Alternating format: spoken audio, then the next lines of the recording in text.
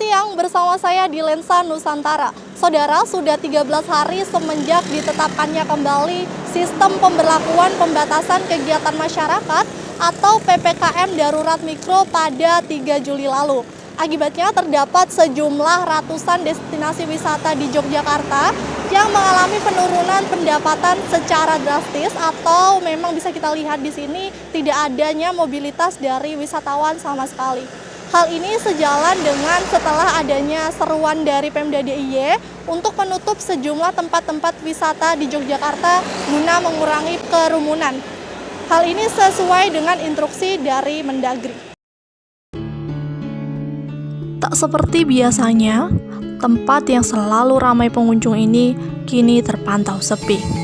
Pemberlakuan PPKM Darurat Mikro menimbulkan pro kontra di kalangan masyarakat. Harus memilih diam di rumah dengan aman, namun di sisi lain, kebutuhan sehari-hari harus tetap terpenuhi.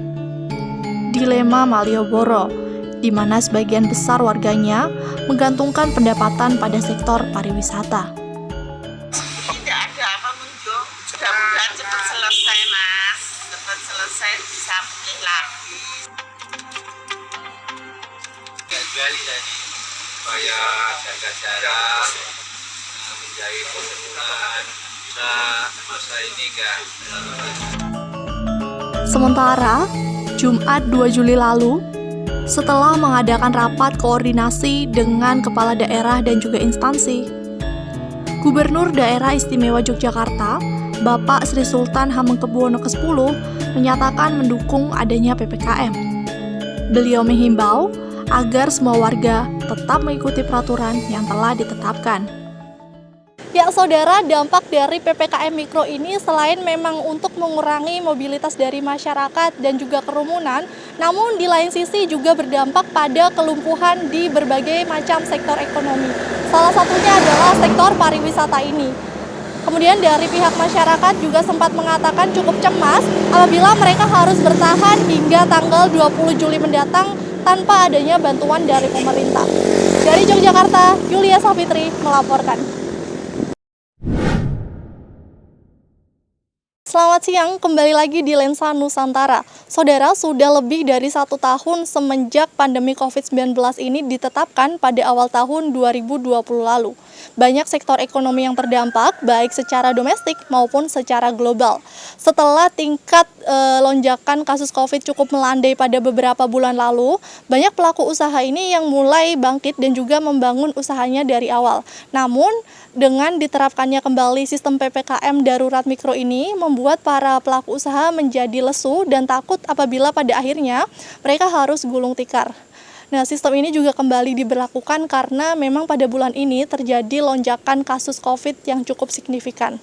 Nah, saudara, salah satu sektor usaha yang paling berdampak ini adalah sektor usaha mikro, kecil, dan menengah atau yang biasa kita kenal dengan UMKM.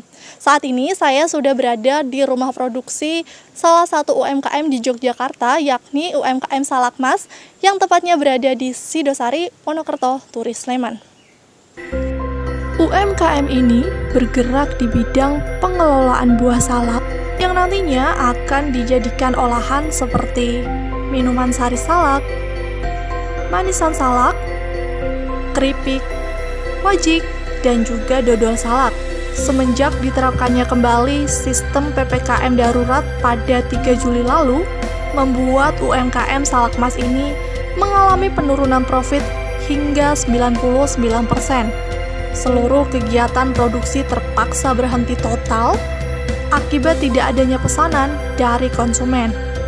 Pemilik mengaku pasrah karena modal sudah habis untuk kebutuhan sehari-hari. Terkait dengan hal tersebut, pemerintah juga telah menurunkan bantuan, yakni BLT UMKM sebesar 1,2 juta rupiah. Yang jelas sangat merugikan kami, Mbak, sebagai pelaku UMKM, karena jadi tidak ada penjualan sama sekali. Kaitannya dengan bantuan, sempat dengar sih, cuma saya nggak dapat. Kami berharap ada bantuan atau perhatian dari pemerintah, karena terus terang modal kami habis untuk bertahan hidup selama PPKM. Jika meninjau pada beberapa bulan lalu, UMKM ini sempat bisa sedikit bernafas dengan pendapatan rata-rata per bulan sejumlah 5 juta rupiah. Untuk mekanismenya sendiri, biasanya para konsumen dapat melihat produk melalui aplikasi Google Map. Mereka akan menghubungi langsung pihak Salakmas untuk melakukan pemesanan baik yang diantar maupun pengiriman. Dalam proses pengiriman, biasanya para pelaku UMKM ini dibantu oleh Pemkot DIY yang bekerja sama dengan KGX Express. Dari Yogyakarta, Yulia Safitri melaporkan.